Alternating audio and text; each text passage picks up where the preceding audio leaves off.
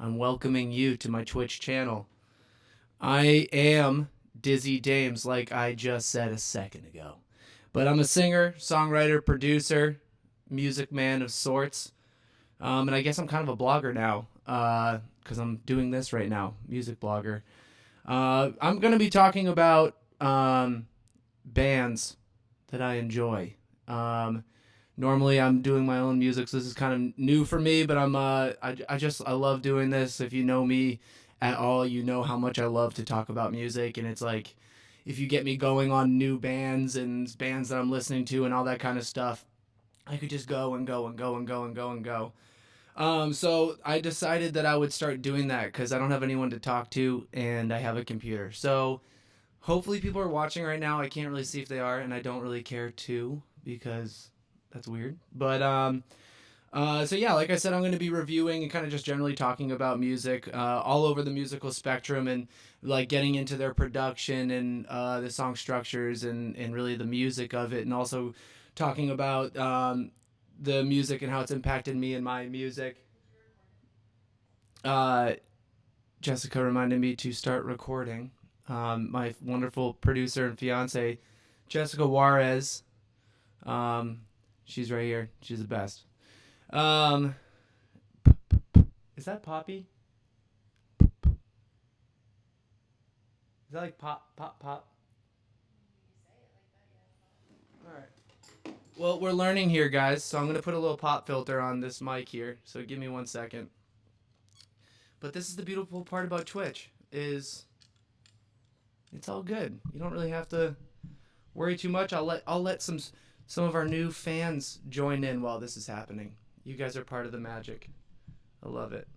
So this is a pop filter. While we're talking about production, hey, this is the thing that makes it so it's a little windscreen. So then you don't.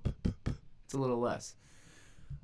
You might not see my face too good, but hey, you know what? That works. So anyway, hey, pop filter, pop, pop. See that? Way better. So we're going to be getting into the structures also and how it's affected my life and my music and all that kind of stuff. And I also want to know how it affects your life and your music and whoever or whatever you are.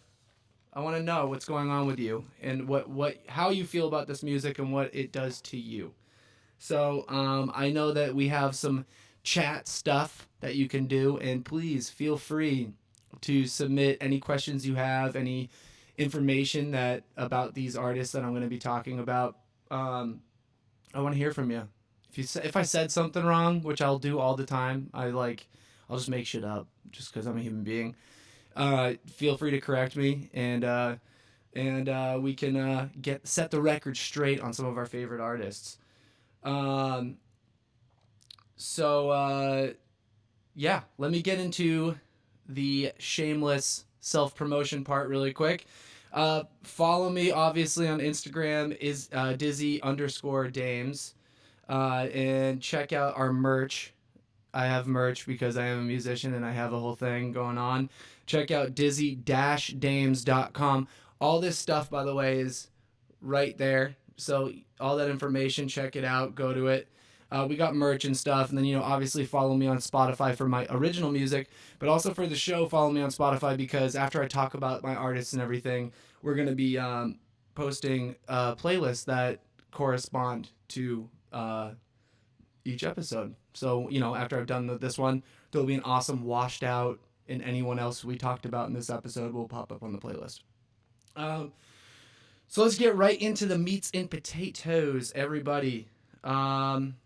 Subscribe to my YouTube channel. Sorry about that, Dizzy Dames, because these episodes, if you miss it live and you start to like this, we're gonna post them there. And then also we're posting other content, including there's some new content that I'm really excited about coming out very very soon, which Zach Nolan, amazing filmmaker with what's his company called again? Rose. Spin Rose. Sorry, Zach. Spin Rose Studios. Quick plug there. If you need any video work done, the guy's an absolute G. So we are gonna just dive right into Washed Out. Washed Out is the artist we're talking about this week. Washed Out. If you don't know him, you should know him. Um, Really, I want to get into, though, the meats and potatoes of him. What is he known for? How would you know him? Why should you care? He did the theme for Portlandia. If you're a fan of the show Portlandia, then you know his music because that is that awesome song at the beginning of every episode. Um, and he's kind of just known as this like Leisure Lounge is the name of his record, but I would say that describes him really well too. He's just like the chillest dude ever, and his music represents that really well. Washed Out is like the perfect way to describe his music. Very fitting name.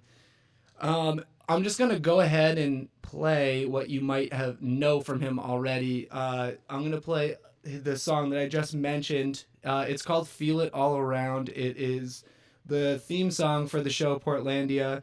If you have not ever checked out Portlandia, you're snoozing. Go on Netflix; it's all over there. Great episodes. But this is his song that kind of brought him to fame, called "Feel It All Around." Let's check it out, and then we'll dive into what he's all about.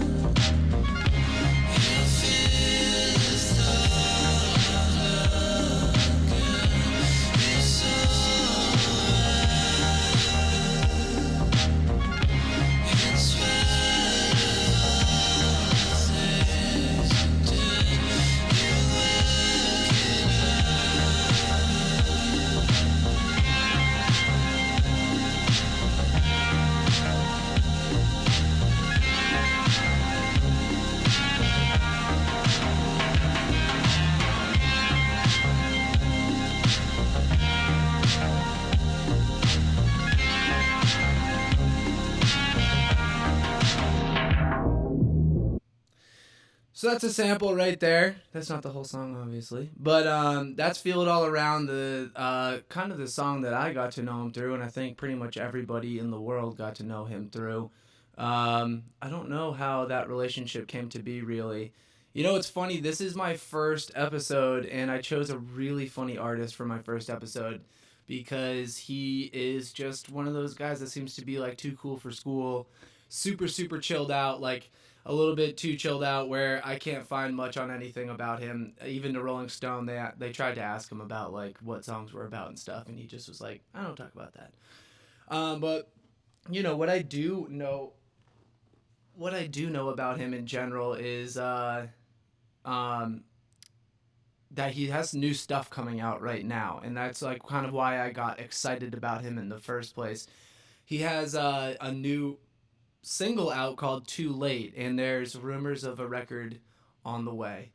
But getting into like his earlier life, the guy's from Athens, Georgia area. When I was looking into him, he really seems like that classic like hippie kind of Georgia kid that Lake, there's videos of him all the time in his music videos and interviews and stuff like that, being on some dope lake outside of Athens, Georgia, where he has a sick studio and this little beach, little lake house thing. And that seems to kind of represent him pretty well. That seems to be the things that he's trying to put out there all the time, what he seems to be about. I know he has a wife and a kid, and so I think that he kind of just likes that life of leisure, and I think the music really represents what he is doing all the time. I mean, he's just a chill guy. And I know he grew up like right around that area too. Like he lives in right outside of Athens, Georgia. But I think he grew up in a town called Perry, Georgia. I can't remember. And he was in a couple bands over there. Can't find out much about this stuff either. I know he was in a band called Bedroom. I found a band called Bedroom. They're on Spotify. I will include them on our playlist. But I'm not totally sure if that's the Bedroom he was in. They seem to be from Tennessee somewhere. And he doesn't say anything in interviews and stuff, and there's just so little information out there. But, I will post the band, and honestly, if you just check out Bedroom on Spotify, that's the one that I found too. And then there was some music he did before Washed Out came to be. I think he called it Lee Weatherly, which is funny because his full name is Ernest Weatherly Green Jr. So Lee Weather is kind of Weatherly is his middle name. It's kind of a clever name. I thought that was cool. Sorry, I have to burp. But he released some music and was in some bands doing his thing as like any other musician like myself. You just play with your friends, you do your thing, and you find a passion for it, and then all of a sudden you kind of want to make your own voice. I'm only assuming this, but I'm assuming he wanted to find his own voice and started to make he was also a librarian, so that was the thing is which makes sense of why he's like just this really chilled out dude that doesn't want to talk about himself. He's just a weird introverted librarian. So I know he went and he got a master's in whatever that degree is called that makes you a librarian. Masters in nerds. I have no idea library stuff, but he got his master's in that, and he couldn't find a job like anyone who got a dumb degree in anything. And moved into his parents' house and started making music because he's probably sad about not getting a job. And it turned into Washed Out. He released, what is it? Let me look into the old guy here. He released some stuff early, High Times. I know he had some just kind of MySpace release stuff before I think it was officially an EP. He was just releasing track at a time or something like that. But he's one of those MySpace guys. This was back in 2008, 2009 that he was releasing music. And kind of got this underground MySpace following. Everyone kind of remembers that heyday of people just, I don't know, you remember Hawthorne Heights and all that fucking bullshit. But, God, as a musician, by the way, I just all the time wish I knew why, you can't know these things, but the worst bands got popular off of MySpace. Not saying that Washed Out is one of them. His music is amazing. But, man, MySpace, the heyday. So, yeah, he was with Bedroom and Lee Weather, started doing his own stuff, put it on MySpace. People started to notice it. He got, like, this cult underground following, Portlandia, and then slam, bang, bang, boom.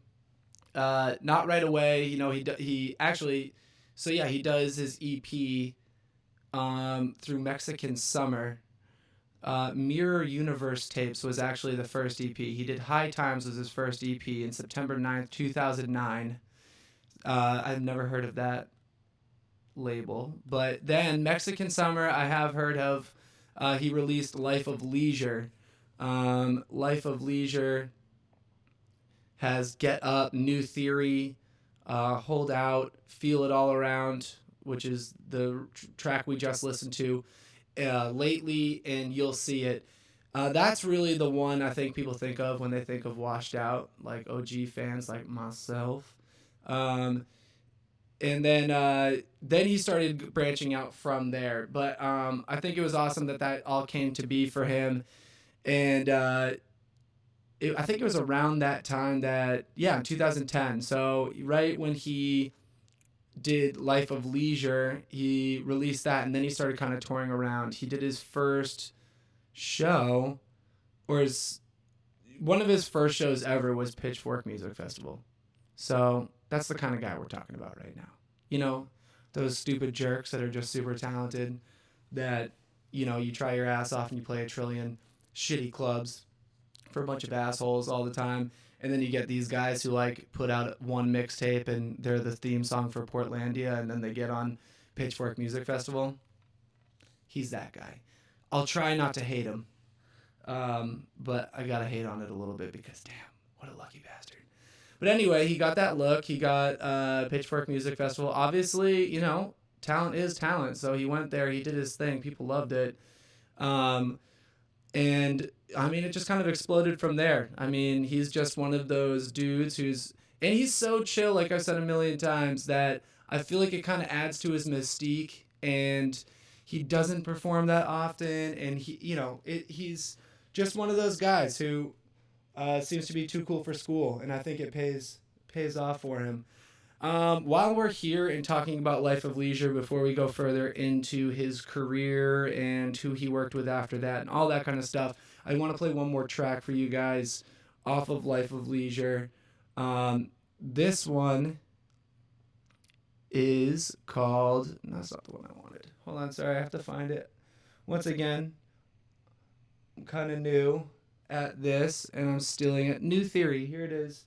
I'm using all my technologies and stuff. But here is one more song off of his EP, Life of Leisure, called New Theory. This is like the last time that I think he really like worked by himself. And then obviously he probably had mix and master and stuff like that, but it just when you become a bigger artist and there's more at stake, you want more professionals involved, and that's a good thing, and we're going to get into that and who he worked with. But this is really one of the last things that I feel he really did while it was still in his bedroom and before it exploded into what it is today. So once again, this is New Theory off of Life of Leisure by Washed Out.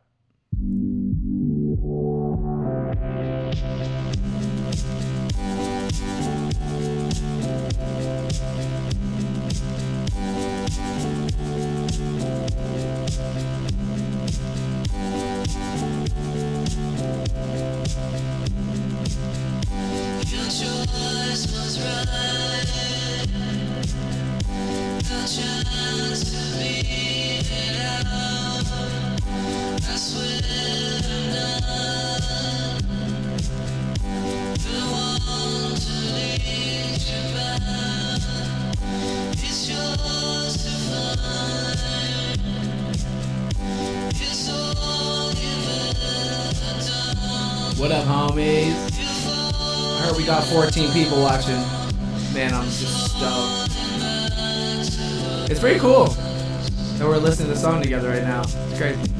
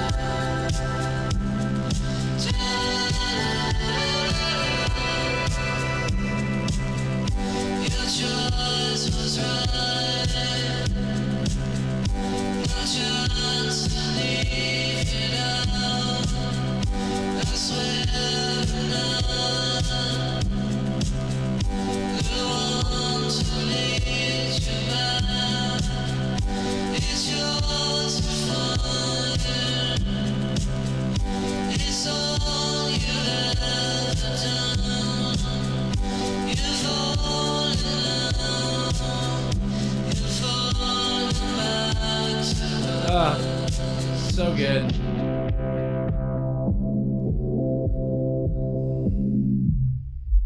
It's so good. I love his music so much. It's Washed Out, obviously, is the best way to describe it. It's so amazing how there must be just insane amount of layers, first of all, like from a production standpoint, when you're making songs, your tracks are listed like this, and you might have to keep scrolling to see all the tracks on his songs.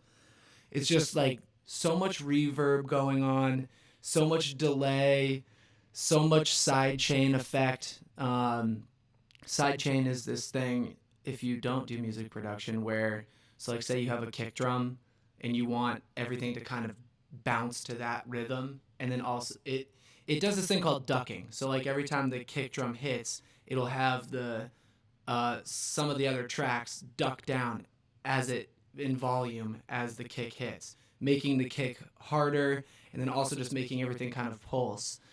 But I think what he'll do is set like multiple side chain of rhythms. So like things will be reacting and ducking underneath each other, and that's what creates that kind of reverberated weaving effect, plus just all the compression and cool amps. I mean, it's he's breaking a lot of rules. And one thing I definitely saw when I was looking into interviews and stuff by him is he's one of those guys who's like very adamant that he was never a musician. He never thought like, oh, I'm gonna be a musician, which I totally relate to, because the same thing for me. I think this is the same for a lot of musicians. I think this is the same for a lot of people who get into any kind of passion of theirs, where it's just something you're doing maybe with friends. It's something that you just did to bring you together like any other kid, and then you realize you like it, and you maybe realize you kind of like it more than other people, and you have this relationship with it that's different,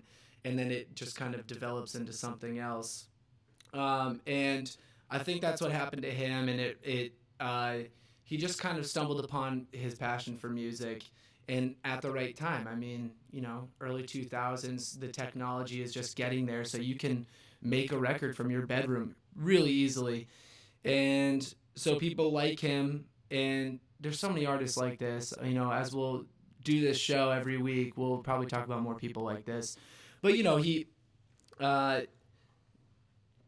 gets into it for his own reasons. He didn't go to school to go to audio engineering so that he could go get a job in this. He got into it because he loved it, and it shows. He breaks a lot of rules. That's the point that I'm rambling and trying to make, is that it really shows. He breaks a lot of rules, but it's amazing. And I think that's a great thing. I mean, if I went to audio engineering school for like a semester, I paid for Art Institute in Boston, and there's so many rules. Like, you don't have your compression do this. You never put reverb before EQ. You never, all this little stuff, or else it will feed back, or else this bad stuff will happen.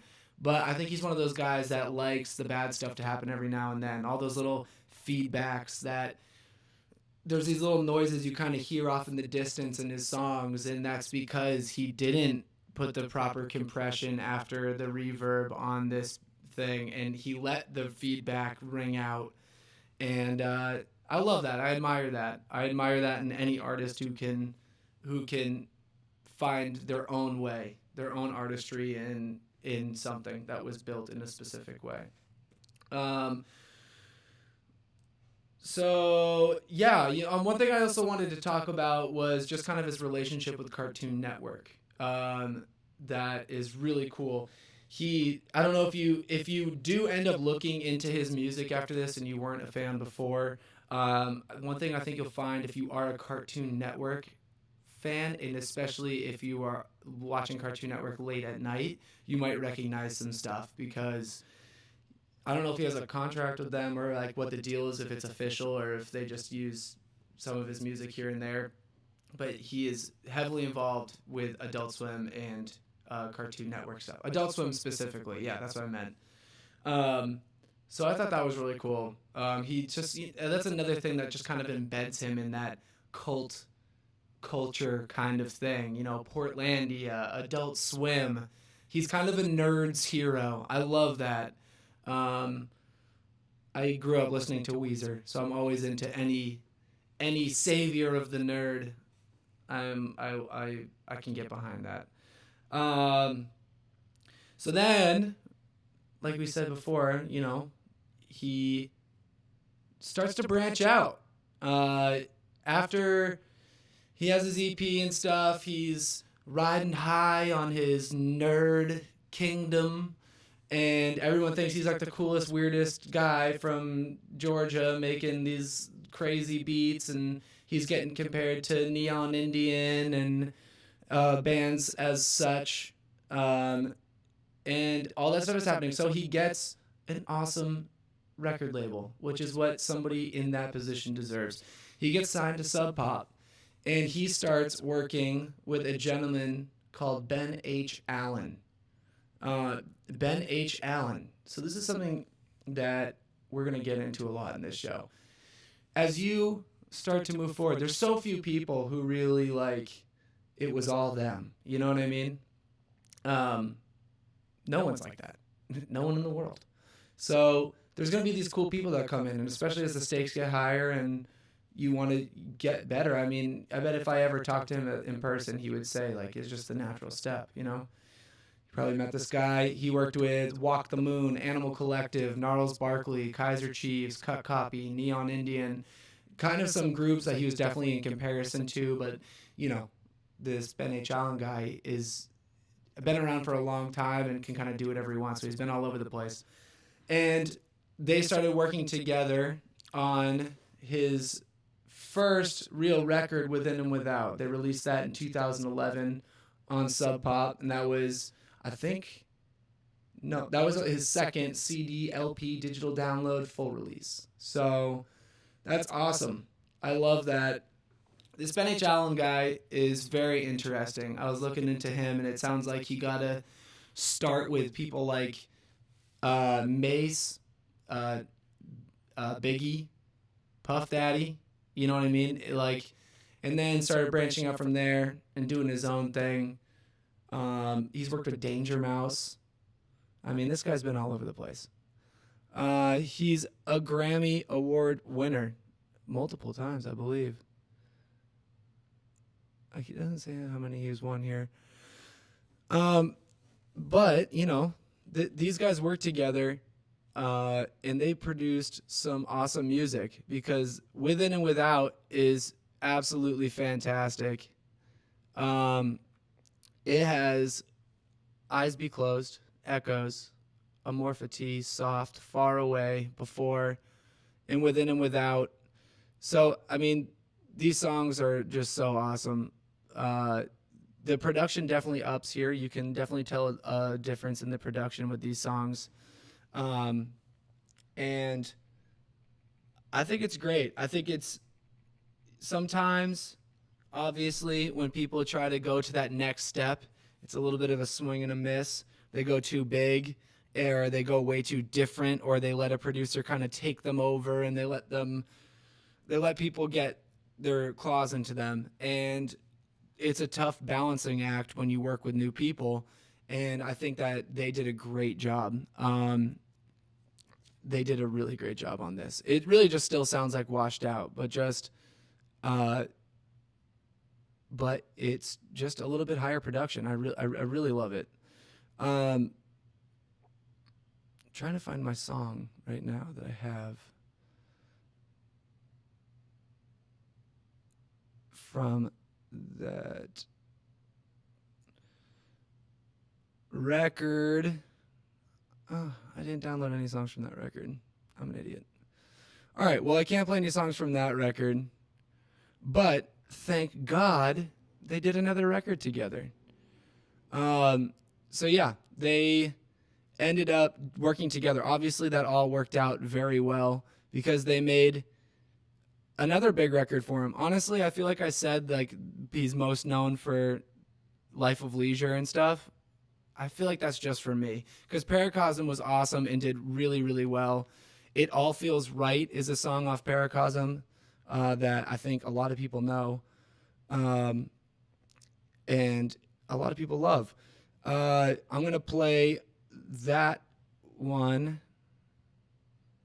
Oh, I don't have it. I'm stupid. I'm sorry, guys. I'm getting used to this. Here, I'm going to play Floating By, which you can fact check me. Find out what record this one's on. Here's Floating By Washed Out. I really love the production in this one, even though it's not the production we're talking about.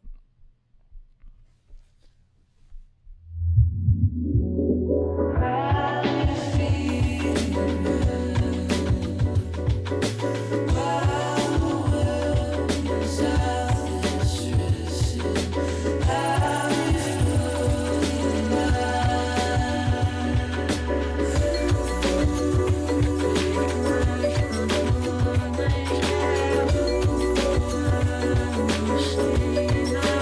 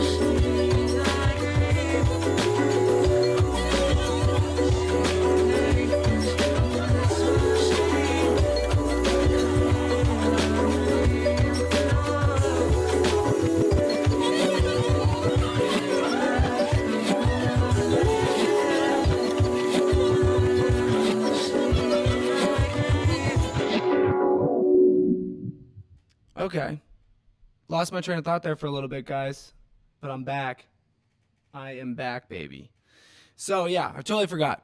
Floating By is off of his record Mr. Mellow, which is, this guy's made so much music. I feel like all the time he's one of those artists where I'm like, man, I don't ever, he needs to do more. He doesn't do enough. He never makes anything. And then you're like, Jesus Christ, this guy has so many songs out.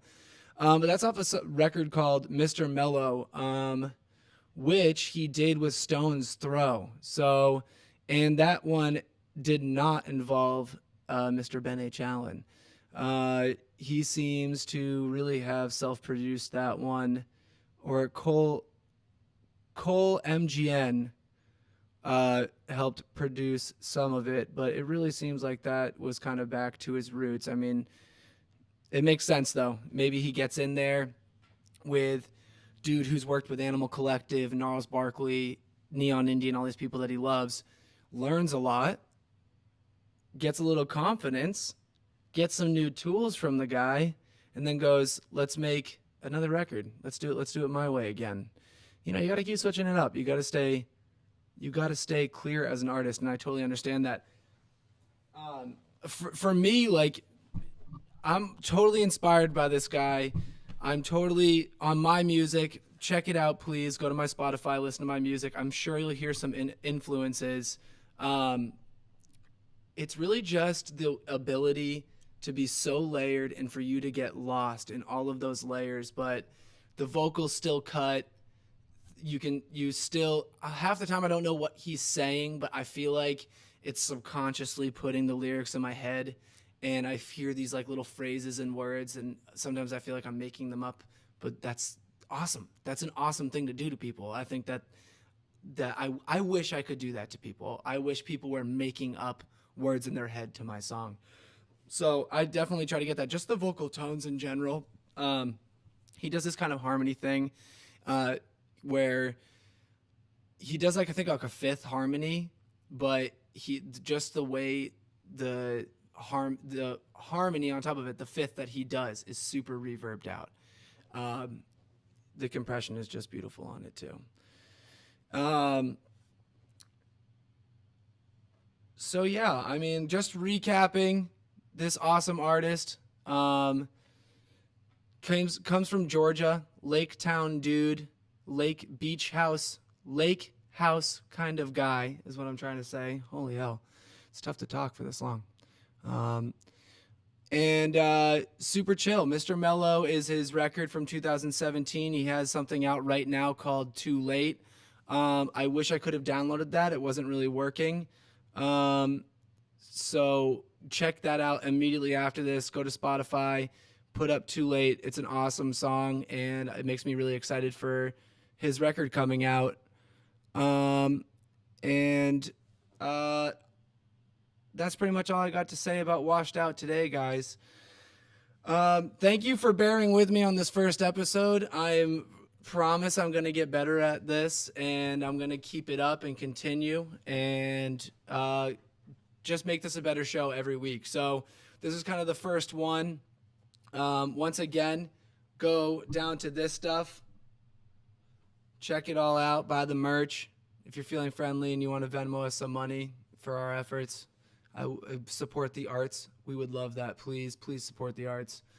And support any art, obviously. I also wanted to, I forgot.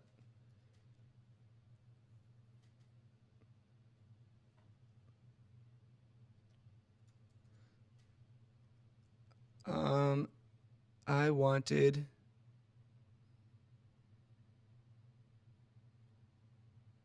Lorna M. Breen. I wanted to dedicate this episode to Lorna M. Breen, who is a New York City doctor who took her own life yesterday or the other day. And I just don't want to dampen anyone's mood or anything, but I just think that she was a leading doctor in New York City. I'm sure you guys already know the story, but I just want to dedicate the episode to her. I appreciate her fight and everything that she did live for. So let's do this again next week. I am going to be performing my live set. Also, I have a video coming out on YouTube, like maybe tonight or in the morning or something like that. Pam, is that true? And it's awesome. It was my last performance, which we did the other week. And I was super nervous about it before, during, and after, but I watched the video and it's actually pretty good. I did a good job and it looks awesome. And Zach Nolan edited it and did a great job. And thank you, Zach, if you're watching. So yeah, check that out. Keep an eye out for that. And so yeah, Tuesday at 5 next week, 8 o'clock Eastern, I will be performing. Please tell your friends about this. Share it. If I'm not good enough at this yet for you to share, then keep tuning in, because I'm going to be so good at this that you're going to be like, man, I watch this guy Devin talk about music and perform every week, and it's awesome, and I love it. So stick with me. Thank you, guys. I love you so much. Next week, we'll be talking about another awesome, or 2 weeks, we'll talk about another awesome artist. I haven't decided which one yet, but I will announce which artist it is at my performance next week. Thank you. I love everybody so much. I will see you very, very soon.